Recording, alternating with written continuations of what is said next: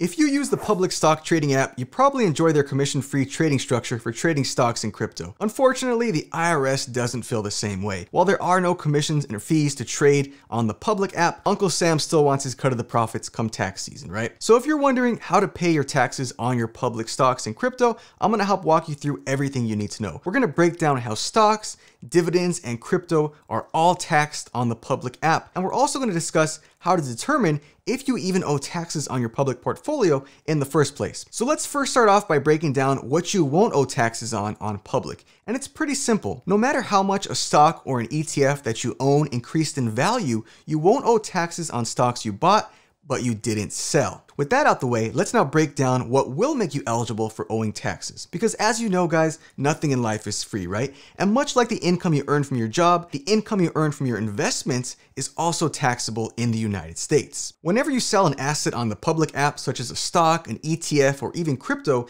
a taxable event occurs. And when you sell your asset for a profit, you experience what's called a capital gain. For example, let's assume you bought a share of Microsoft stock on the public app for, let's say, $200, and you later sold that share of stock for $250. Well, you just experienced a capital gain of $50. Now, capital gains from investments can be categorized into two types. You have short-term capital gains and long-term capital gains. Now, the good news is there are investment strategies that can be used to help reduce your tax burden. When it comes to capital gains and taxes, when holding stocks for over 1 year before you sell, you are taxed at the long-term capital gains rate. But if you buy a stock on public and sell it within 1 year or 365 days, your gains are then classified as short-term capital gains and they're taxed as ordinary income. This means your profits are taxed at your ordinary income tax rate. Yes, guys, this is the exact same tax rate that wages from your job are taxed at. However, if you buy and hold a stock for longer than 1 year or 365 days before selling it, your gains are then classified as long-term capital gains. Now, depending on your tax bracket, this could provide you with a significant tax savings of up to 20%. And even better, if you fall into the 10 to 15% tax bracket, your long-term capital gains tax rate could be 0%. Yes, you heard that right. By holding a stock for at least 1 year, you could potentially end up paying no taxes on your profits when you sell. If you want to see how the capital gains tax rate applies to your specific tax bracket, feel free to check out this capital gains tax rate chart right here for reference. Of course, guys, these are the current capital gains tax rates for the current tax year. You can always stay up to date with the latest tax rates on the IRS website. Next, I want to discuss dividends and taxes, because if you earned any dividends from your stock holdings on the public app, you also need to pay taxes on that dividend income, much like with capital gains. Because when it comes to the taxation of dividends, they are also split into two categories. You have ordinary dividends and qualified dividends. Now, ordinary dividends are taxed as ordinary income, meaning at your ordinary tax rate, again, based on your tax bracket. Qualified dividends, though, they're taxed at a much lower rate. Ordinary dividends are taxed between 10% to 37% based on your tax bracket, and this may vary by year. Qualified dividends, though, they are taxed at rates of 20%, 15%, or even 0%. Again, this does depend on your tax bracket. If you'd like to see how the dividend tax rate applies to your specific tax bracket, check out this dividends tax rate chart right here for reference. Again, guys, these are the current dividend tax rates for the current tax year. You can always stay up to date with the latest tax rates on the IRS website. Now, in order for dividends to be qualified dividends, they do have to meet some specific criteria, mainly revolving around the holding period or how long you own that stock for. Now, we're not going to get into the specifics of that in this video because it is a little more detailed. The main thing you have to know is that you don't have to worry about this because on your tax document public will provide you, they'll break down how many of your dividends were qualified dividends and how many of them were ordinary dividends, so you're essentially good to go on that front. As you can see, you can experience significant tax savings on both capital gains and on dividends earned by simply holding your stocks for at least 1 year before you sell.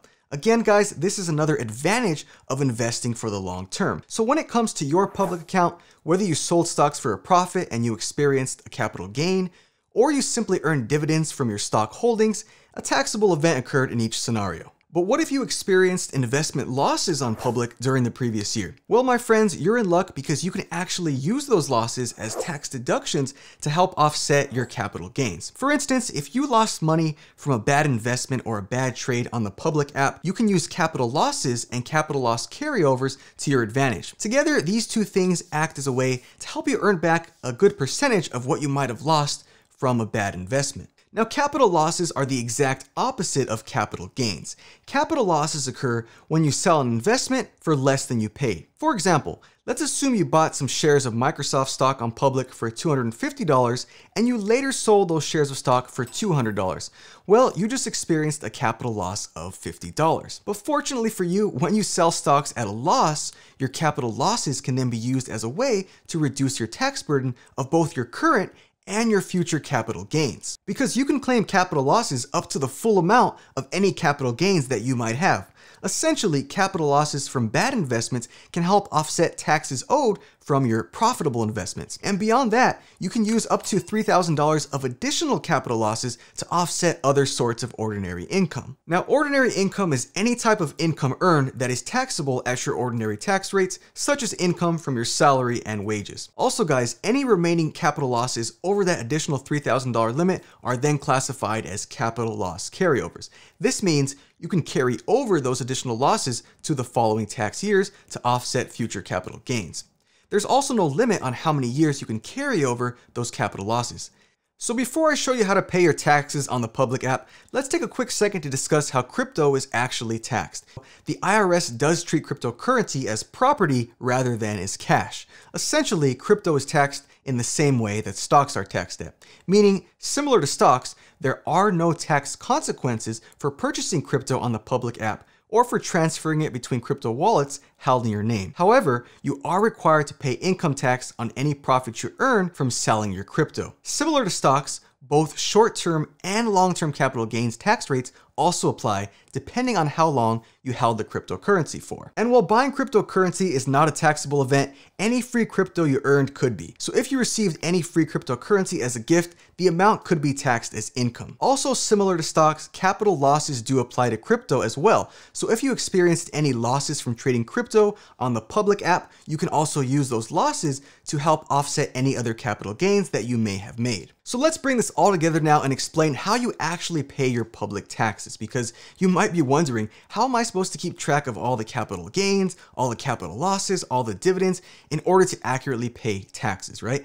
Not to worry, guys. Public completely takes care of all of this for you because throughout the year, they automatically track all your stock buys, your sells, all your dividends, and then every year come tax season, Public provides you with what's called a Form 1099 tax document. Now, generally speaking, the 1099 tax form calculates all your investment income, including capital gains, losses, dividends, and interest earned in the previous year. And your Public 1099 tax form sums up everything you need to know for filing your investment income along with your regular tax return. And when your tax forms are ready, you should receive an email from Public to let you know they're ready for download. Now, to retrieve your Public tax documents from inside the Public app, you just have to follow a few simple steps, which I'm going to walk you through right now. So let's hop on over inside the Public app. So once you're inside your Public app on the homepage dashboard right here, you simply want to click on your profile icon in the top left corner. If you click on your profile icon in the top left right here, you're then going to scroll down to the very bottom where it says Account Settings. If you click on Account Settings, you're then going to see an option here towards the top where it says Documents. It's the fourth tab over. If you click on Documents right here, this is then going to open up all your portfolio documents. You want to scroll down to where it says Tax Documents. So if you click on Tax Documents right here, this is where it's going to open up your 1099 tax forms that we just discussed. Again, if you don't see your tax forms for the current tax year, it means they're likely not yet available in your app, but this is where you'll come inside the app to download them once they're ready. Now, there are multiple types of 1099 tax forms you may receive from Public, including ones for capital gains, for dividends, for interest, and even for miscellaneous income. But typically, Public consolidates all of these 1099 tax forms into a single form called a 1099 composite form. And again, once it's ready for download, you simply have to download it from your app, and then you can either import it directly into your favorite online tax software, or you can also hand it directly to your CPA or your tax professional. One quick tip I have for you is if you're using an online tax software, many of them today offer direct importing of your 1099 tax forms directly, where their software automatically imports all your capital gains, your losses, and your dividends. And depending on if you have more capital gains or losses for the given year, the software automatically adjusts the tax you owe or your tax refund amount on your regular tax return. So that's just something to keep in mind if you're using an online tax software. Now for full disclaimer guys, I'm not a tax professional, nor am I providing you legal or tax advice. I just want to give you an overview of the key points you need to know about filing your public taxes. If you need tax advice, of course, always consult your CPA or your tax professional. Again, if you'd like to check out some of my recommended tax software for using with public, I have referral links down below with discounts. Now, if you enjoyed this video breaking down public and taxes, I definitely recommend checking out this video right here where I compare 5 of the top online tax software to consider using with public. From free to paid options, you're sure to find one that works for you. So click on over and I'll see you in that video.